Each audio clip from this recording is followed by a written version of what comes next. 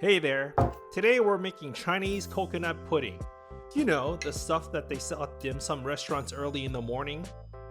This recipe is super simple to make and doesn't require a lot of ingredients, but packs quite the coconut flavor in each bite.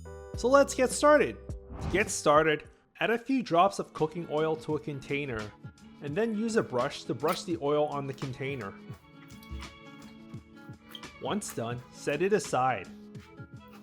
This is gonna make removing the coconut pudding a whole lot easier when it has chilled. Next, we're gonna add our water and gelatin powder into a medium-sized saucepan with the stove turned off. Very important here, make sure that you're using gelatin and not agar powder, or else you'll just end up with something like this. It kinda resembles congee, doesn't it? The liquid ratio and method of cooking agar powder is a little different. I made this mistake the first 2 times I tried to make this recipe, so make sure that you're using gelatin powder for this recipe. Now mix the gelatin powder and water evenly in the saucepan. Then, add in your milk while stirring the saucepan.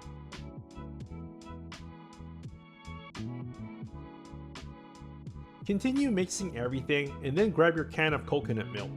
Give it a few shakes to mix up all the separated fat and liquid before adding it to your saucepan while stirring the saucepan.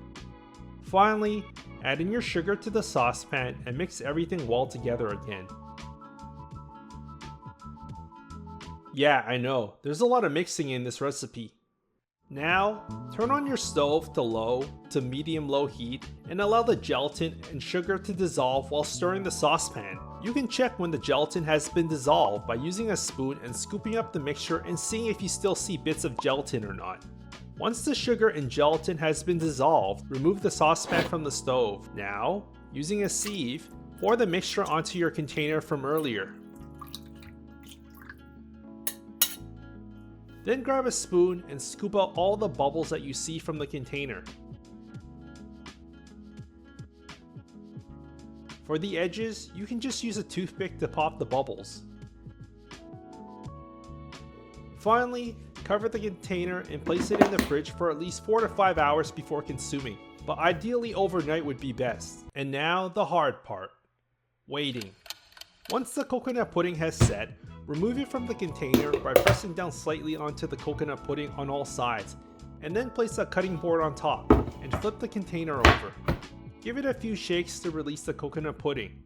If it's still stuck, you can press down onto the pudding again and it will come off. Now cut up the coconut pudding into cubes or whatever shape you want before consuming it. See, didn't I say this recipe was super quick and simple to make? If you enjoyed this recipe, then here's another recipe you might also like.